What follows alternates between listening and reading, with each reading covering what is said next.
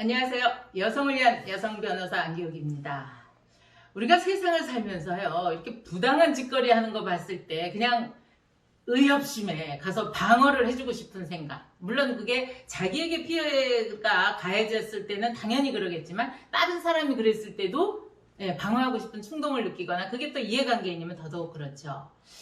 최근에 우리 헌법재판소에서 나온 사례를 하나 설명드리려고 합니다. 이 사례는요, 그 고시원에서 여성 거기 뭐 생활을 하는 사람이겠죠. 여성이 주방으로 들어갔는데 이제 아마 같은 고시원에 있던 분이 막 밖에서 그 여성이 들어가는 걸 보니까 욕실에 들어가는 걸 보고 막 전원을 껐다 켰다 하면서 막 이상한 짓거리를 했나 봐요. 그러니까 여기서 이제 그게 불편하니까 나와서 주방으로 피했는데 와갖고 주방까지 따라와서 막 이렇게 추행을 한 거예요. 막 가슴도 만지고. 그러니까 너무 놀래갖고 이 여성이 그 사기 그릇을 들어갖고 막 휘둘러갖고 상해를 입힌 겁니다.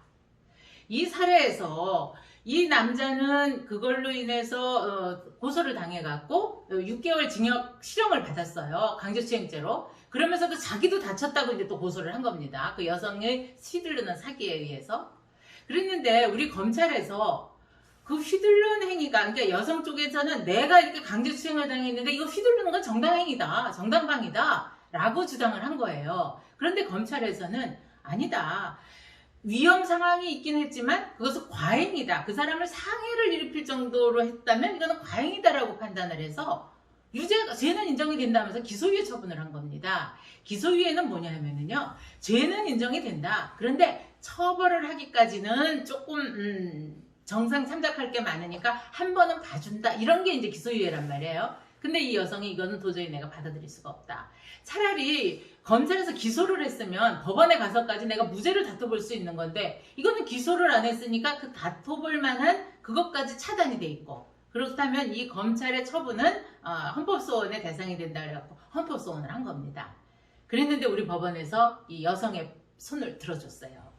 당시 상황을 보면 이 밀폐된 공간에 두 사람만 있고 상대방이 나를, 아무래도 남자가 더 힘이 세잖아요, 물리적으로. 그래서 남자가 와서 그렇게 수행을 할 정도인데 사기 접시 휘두르는 정도라고 한다면 이것은 그렇게 과잉방위라고 볼 수 없다. 그래서 검찰에서 이거 기소유예를 한 것은 그 여성, 피해를 당한 여성의 평등권과 행복추구권을 침해한 거다 해서 이것을 이제 돌려보냈습니다.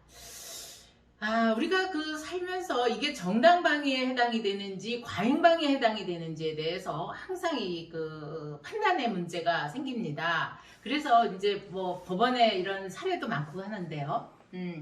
그 법원에 나타난 그 사례, 얼마 전에도 그 무죄가 나온 게 있어요. 예를 들어서 세입자하고 자기 딸이 막 싸우는 거를 본 거예요. 그런데 자기 딸이 피해를 당할 것 같으니까 이 남자가 어떻게 해요? 죽도를 들고 나와갖고 그 세입자를 폭행한 사건에서, 이때는 이 딸의 어떤 그 위기에 빠질 거를 막기 위해서, 자기는 아니지만 그 제3자 아닙니까? 제3자인 딸이 그 위험에 빠질 걸 막기 위해서 죽도를 쳤다고 한다면 이것은 정당방위에 해당이 된다 해서 이제 무죄를 선고한 사례가 있거든요.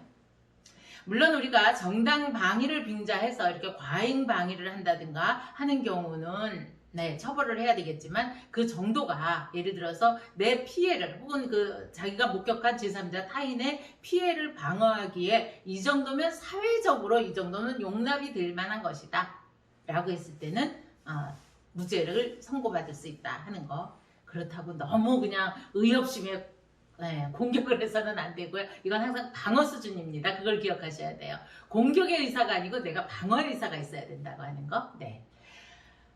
살기가 참 힘든 세상입니다. 그럴수록 우리는 더 정확한 분별력 그리고 더 지혜가 요구되는 때입니다. 저와 같은 의견, 다른 의견, 궁금한 내용 댓글로 남겨주시고요. 구독, 좋아요 함께 해주십시오. 감사합니다.